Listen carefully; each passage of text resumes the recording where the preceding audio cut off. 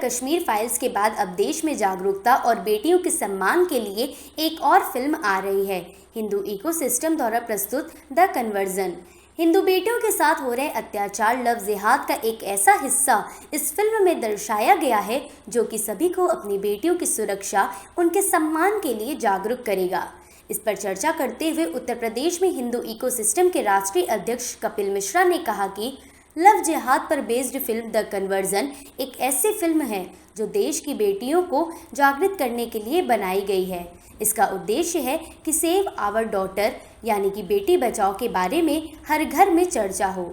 उन्होंने कहा कि लव जिहाद एक ऐसा मामला है जिसमें छल से हिंदू लड़कियों से शादी करना, जबरदस्ती उनका धर्म परिवर्तन करवा देना और यहाँ तक कि कितने केसों में उन्हें मार भी देना, तो यह देश की बहुत गंभीर समस्या है। इसलिए इस फिल्म के जरिए हम सभी घरों को, उनकी बेटियों को जागृत करना चाहते हैं। लव जिहाद एक बहुत ही संवेदनशील विषय है। देश की बेटियों के साथ कई प्रकार के अत्याचार हो रहे हैं। मैं अभी परसों ग्वालियर में था, वहाँ पे लव जिहाद का मामला कानून के संज्ञान में आया और जिन्होंने ये अपराध किया उनको सरकार सजा भी दे रही है और ऐसे मामले पूरे देश में आ रहे हैं। केरल के हाई कोर्ट ने भी अपने ऑर्डर में लव जिहाद होता है ऐसा मेंशन किया है। उत्तर प्रदेश की सरकार ने इस संबंध में कानून बनाए हैं। तो ये फिल्म बनाने का उद्देश्य ये है कि लव जिहाद के विषय पर जागरूकता अभियान हो, save our daughters, Beti Bachao, इस बारे में घर घर में चर्चा हो और झूठ बोलकर, छलावा करके, नकली पहचान बता के बेटियों से पहले शादी करना, उसके बाद ज़बरदस्ती धर्म परिवर्तन का दबाव डालना और उसके बाद कई मामलों में तो हत्या तक कर देना, मुझे लगता है कि एक गंभीर विषय है और समाज को संवेदनशील होकर अपनी बेटियों के बारे में सोचना हो।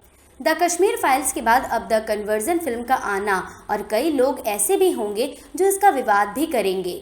इस पर उन्होंने कहा कि देखिए, मेरे नज़र में इसका विरोध नहीं होना चाहिए क्योंकि इस फिल्म में देश में जो हमारी बेटियों के साथ होता है उसकी सच्चाई को बताया गया है और यह फिल्म सेंसर से पास हो चुकी है। कोई भी 12 साल से ऊपर का नागरिक इसे देख सकता है। नहीं, अगर कोई लोग जबरदस्ती विवाद करना चाहें, सच बताने पे नाराज हों, वास्तविकता दिखाने से गुस्सा हो तो अलग बात है, लेकिन मुझे लगता है कि धर्म और समाज के भेदभाव से ऊपर उठकर सभी को ये देखना चाहिए और मुझे नहीं लगता कि कोई भी इस बात को मानेगा। सही मानसिक स्थिति में कोई भी व्यक्ति ये बात को सही मानेगा कि झूठी पहचान बता के, झूठा नाम बता के, झूठा धर्म बता के शादी करना ये तो अपराध ही माना जाना चाहिए और इसके अगर कोई खिलाफ खड़ा है तो समाज को उनकी सच्चाई भी नजर आएगी। आज की अगर बात की जाए सेंट्रल की और स्टेट गवर्नमेंट की, तो वो भी 70 साल के छुपे हुए सच्चाई को लोगों तक पहुंचा रही है। बहुत विरोध झेलना पड़ रहा है। ऐसे में क्या इस पिक्चर का क्या रिस्पॉन्स होगा? नहीं, देखते हैं, अगर विरोध होगा तो विरोध होगा, लेकिन सेंसर से पास है।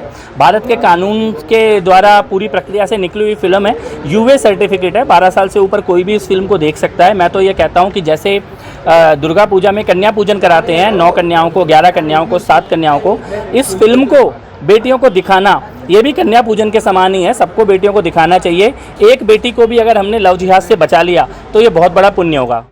बातचीत में कपिल मिश्रा ने आगे कहा कि हम लोग अपने घरों में लव जिहाद पर बात करने से भी कतराते हैं, लेकिन हमें ऐसा नहीं करना चाहिए क्योंकि अब समय आ गया है देश के जागरूक होने का। इसलिए हमें अपने घरों में, स्कूलों में, कॉलेजों में लव जिहाद पर खुलकर बातें करनी चाहिए और सभी बेटियों को इसके लिए जागरूक भी करना चाहिए। जागरूकता, सबसे पहले जागरूकता और संवाद, इस बारे में चर्चा होना खुलकर। हम लोग अपने घरों में, समाज में इस संबंध में चर्चा करने से बच रहे हैं। मुझे लगता है कि अब समय आ गया है कि अपने परिवार में, समाज में, मोहल्ले में, स्कूल में और कॉलेजों में लव जिहाद के बारे में चर्चा शुरू हो। उसके पक्ष में हो, विपक्ष में हो, लेकिन बातचीत से ना बचा जाए। खुलकर चर्चा होगी तो जागरूकता भी बढ़ेगी और बेटियां बचेंगी भी इस शैतान से। रोहिंग्या और बांग्लादेश को कैंसर जैसी बीमारी कहते हुए उन्होंने कहा कि ये 2 देश कैंसर है और इनका इलाज भी कैंसर की तरह होगा। उसे जड़ से हटाकर रोहिंग्या और बांग्लादेश के घुसपैठियों का खात्मा करने का समय आ गया है। वहीं कुछ ऐसे भी लोग हैं जो कभी देश के हित के बारे में बात नहीं करते हैं। उनके बारे में व्यंग्य टिप्पणी देते हुए कपिल मिश्रा ने कहा कि देश उन्हें अब पहचान चुका है, वो देश में साइडलाइन भी हो रहे हैं। मुझे ऐसा लगता है कि वह इस समय अपनी सही जगह पहुंच चुके हैं। अमेठी से निकलकर केरल तक जाना पड़ गया और आगे उनके लिए सिर्फ हिंद महासागर ही बचा रह जाएगा। नहीं, देखिए, बहुत चिंता का विषय है। रात को 10 बजे बुलडोजर का ऑर्डर आता है और सुबह 10 बजे देश के सबसे बड़े वकील सुप्रीम कोर्ट में खड़े होते हैं बांग्लादेशी घुसपैठियों के पक्ष में। कपिल सिब्बल, दुष्यंत दवे, संजय हेगड़े, प्रशांत भूषण जैसे वकील, ये कनेक्शन पूरे देश को बहुत गंभीरता से सोचना होगा और जो ऑर्गेनाइजेशन है जमीयत उलेमा हिंद, ये वही ऑर्गेनाइजेशन है जो आतंकवादियों का केस लड़ती है। अहमदाबाद ब्लास्ट में जिन आतंकवादियों को फांसी की सज़ा मिली है, उनका जो केस लड़ रहे हैं वही लोग जहांगीरपुरी के बांग्लादेशी घुसपैठियों का केस लड़ रहे हैं। ये देश को बहुत गंभीरता से सोचना होगा।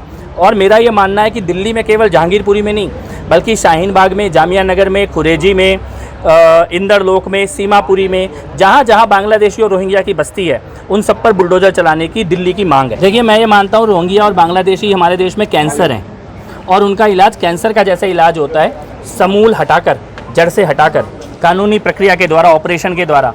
ऐसा ही रोहिंग्या और बांग्लादेशी घुसपैठियों का इलाज करने का समय आ गया है। लेकिन क्या लगता है, कुछ लोग ऐसे हैं जो देश के हित में कभी बात नहीं करते और देश विरोध में हमेशा उनके आवाज़ बहुत बुलंद होते हैं, देश विरोधी ताकतों के साथ वो खड़े होते हैं। ऐसे लोगों का क्या इलाज? नहीं, देश उनको पहचान चुका है और मुझे लगता है कि वो अपनी सही जगह की प्राप्ति धीरे धीरे कर ही रहे हैं। देश में साइडलाइन हो रहे हैं और अमेठी से निकलकर केरल तक जाना पड़ गया है, आगे हिंद महासागर ही बचेगा उनके लिए।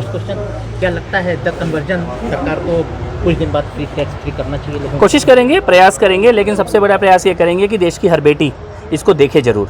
ये सबसे बड़ा मिशन तो रहेगा उसके लिए हमारा। कुछ प्रयास आपकी तरफ से जरूर करके प्रयास देखेंगे? किए जाएंगे, बिल्कुल जरूर किए।